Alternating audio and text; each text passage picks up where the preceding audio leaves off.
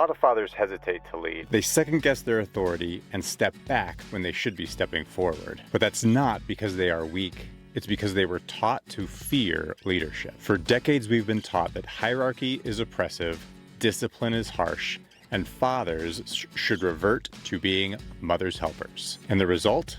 Families with no direction, no structure, no stability. But here's the truth. Authority isn't the problem. Poor exercise of authority is. And if you understand how good leadership actually works, then you can build a family that thrives. One of the areas that I found the most struggle and conflict in my household was a totally unexpected allergy to authority in any form, or at least that's how it seemed to me as a veteran and management consultant, a management professional who's very comfortable with the idea of a chain of command or having clear roles and responsibilities, a clear hierarchy. The cultural tone today is that there should be no hierarchy, there should be no top-down authority structure. So let's peel that onion and better understand the prevailing attitudes and where they come from. Here are 4 concepts that shape how we think about child rearing today. Across the right-hand side of this diagram is the public school system that the vast majority of us grew up with, and that is the sort of central point of reference against which all other things are measured. Now, there is some overlap between that and the Montessori education model, where the public school is very much and very clearly run on a foundation that is rooted in the Industrial Revolution of, a school is a factory, and we move children like a car through an assembly line from grade to grade, from class to class. We have standardized testing, we have a standardized grading system, we have class rankings. The Montessori model is very deliberately a departure from that. And so it gets this hippie reputation, but it actually has its roots farther back at the turn of from the 19th to the 20th century. Now then, the opposite vertical is what has recently taken hold in social media and, millennials as parents, particularly in the mamasphere online, is the concept of gentle parenting. And gentle parenting has that Montessori motive of let's really create an environment tailored to the individual child. But it takes it even one step further, trying to be where the public education system is incredibly structured, almost to the point of being robotic or mechanized. The gentle parenting philosophy is an entire reprioritization to focus on the child's emotional and psychological experience. And then down below, sort of opposite the Montessori model, is what we're going to call tiger parenting. This is where not just the institution, but the parents themselves are laser focused, are incredibly rigorous, and have incredibly high standards and expectations for performance. So you may have come across these 4 things, one or more of these 4 parenting philosophies in your family, in your community, reading parenting books. And so I want to offer you a map, a way of understanding the ideological or philosophical underpinnings of these and how to navigate and evaluate their competing claims about what good parenting looks like. So the next move is to superimpose on that grid these 2 axes. Now, these are going to look familiar to you, A, if you've read a parenting book recently, or B, as we'll see momentarily, if you have ever been exposed to the U.S. military leadership models. And what you have here is, ever since 1960, this has been the standard framework that is used, the 2x2 matrix, to identify different parenting styles. Now, the literature on parenting styles will make 2, I think, obvious mistakes. One is that it will assume that a given parent, and it's almost always thinking about a parent rather than a pair of parents, which is a conversation for another video, but they will assume that a parent is going to choose the style that best fits them as a parent, which should be the first red flag. The second red flag is they will assume that you're going to stick with that parenting style, either throughout the time that you are a parent or throughout, your the time that your child is living with you, or whatever it may be. So it's very fixed and it's very personal to the parent. Now, the literature and the prevailing attitude is very much that authoritative is ideal. Now, I didn't come up with these names. Authoritative is good. Authoritarian is bad. That's the perception. That's the default attitude. So authoritarian is you're very strict and you're not very responsive to the child's needs. Authoritative is, well, you have high demands, but you're also very responsive. And so that's meant to be the best one. But permissive may also be okay. Like, we tend to think about that if you're a fan of the show Bluey, and they talk about the 80s were a wild time. They think of that as permissive parenting, okay? Or maybe even neglectful, where children ran free, right? Free range parenting, that was in large part my upbringing experience, was a long leash. So these are the 4 standard parenting styles. Now, for all the veterans in the audience, this overlay, the parenting styles and the leadership matrix, should bring this into a new and better light. Because in the Army leadership doctrine, we're using synonymous terms, but instead of demanding, it's a matter of the degree to which you're being directive as a leader. And instead of responsive, it's the degree to which you're being supportive. Now, unlike the parenting literature that has become popularized over the past 60 years, in Army leadership doctrine, the leader's job is not to pick a leadership style that suits the leader.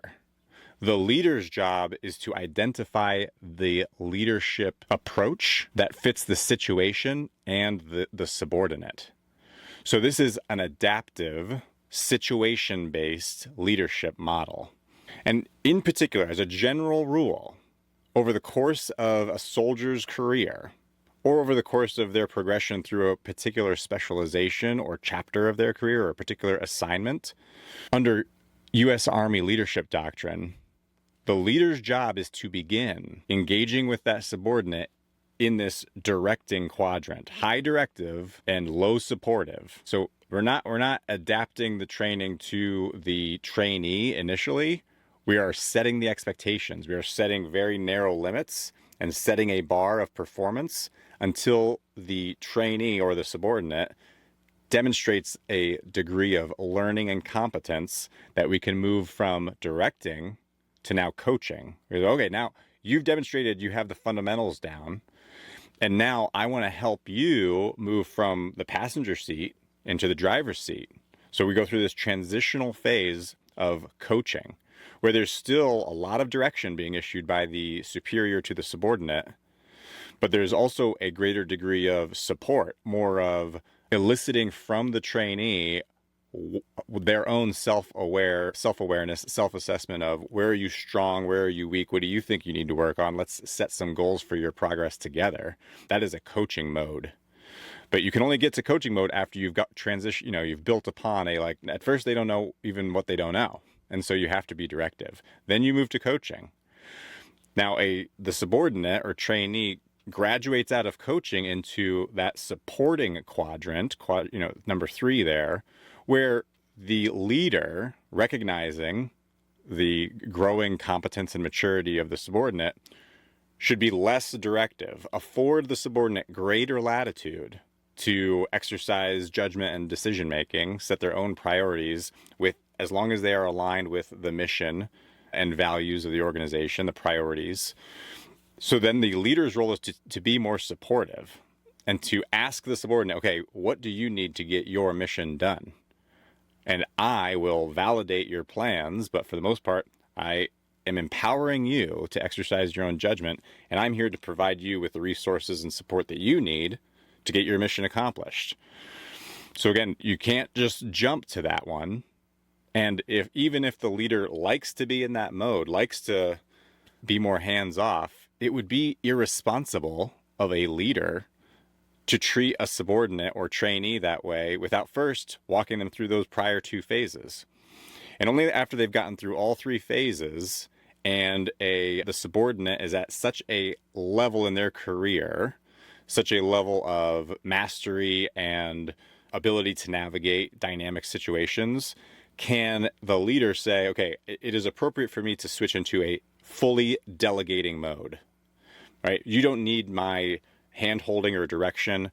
You just need me to basically stay out of your way. Now, again, too often people think that this is a character evaluation of like, oh, like, I like you, so you just need me to stay out of your way. Like, well, that's not the right question. The question is, are you capable and competent enough that you will succeed and the organization will succeed, even if I'm not holding your hand, even if I'm not validating your plans? Like, you know, and everyone around you knows that you can be relied upon to exercise your own judgment and to marshal your own resources. So this is a progressive, a situational and adaptive model. Unlike the parenting framework that we superimposed on it a moment ago. But I would submit to you that it is not difficult, it is not a far stretch for a parent or a couple or even a community of adults in a child or set of children's, community or environment to wrap their heads around these transferable universal principles, the logic behind we need to begin with very clear expectation setting and very little latitude on the part of the child until that child is capable. Because unlike adults in a military or corporate setting, we're also having to deal with the fact that a child's cognitive abilities, their actual neurology, is activating, is becoming mature and coming up online as they reach specific developmental milestones. And so it is a complete mismatch. It is simply an ideological rather than mature and insightful decision for a parent to say, well, I'm going to parent this way because this parenting style suits me. Unless you're adapting to the situation and the developmental milestone of the child, then you're doing it wrong. Just as we would say a leader in a corporate or military context who just leads the same way under all circumstances or for every subordinate, regardless of their level of competence, just as a blanket leadership model, is failing as a leader. All right. So too with parenting. And this is this is a rough analogous. It's not a one-for-one match. This isn't rigid at all, just the opposite. But it's useful to have the very relatable context of when you have a child who's 6 and under, right, does not yet have abstract high-level thinking, much less even begun to understand like consequences for their actions, then your responsibility as a parent is to be directive or to be authoritarian, very demanding, and very little adapting to the child. Now, you're being responsive to the child's needs, but not on the child's terms. That's the difference between being the responsiveness and supporting axis. You know what the child needs. The child has no idea what they need. They don't know what they need to eat. They don't know when they need to go to bed. You do, or should. And so you're not asking them. If you're asking your child for permission to feed them or change their diaper or give them a bath, you're doing it wrong. Now, once the child is between 6 to 12, now we're in coaching mode. Your pre-adolescent child needs to be not just driven through a process, but needs to be authentically coached so that they are not only learning through rote memorization, which isn't a bad thing. It's just that we want to, on top of that, help them conceptually understand the principles that drive what we do and don't do and why and how, so that as they go from 6 to 12, we're coaching them so that they're ready in their adolescence from 12 to 18 for us to take a supporting role and give them greater latitude, help them to feel confident exercising their own judgment and initiative, setting their own course, and for us to continue validating, not going hands off at 12 by any means, but gradually giving them greater and greater independence and latitude. So that, again, why are we doing this? Because there's going to come a point where we're going to have to delegate to them. Either we're going to choose that time or that time is going to be chosen for us. But one way or another, unless we totally fail as parents, our children need to be capable even if it's not, which we'll get to here in a subsequent part. This isn't the end of we haven't completed our objective as parents if our children are 18 years old. And we haven't even completed our objective as parents. Our function is not done when our child is 18 and able to make their own decisions. That's not the end of parenting, but that's for a subsequent part of this video. Here we just want to acknowledge, if you want that end state of a child who you feel confident and they feel confident that you can delegate to them, that they can operate independently and effectively, right? Not just that they can do it, but that they can do it well.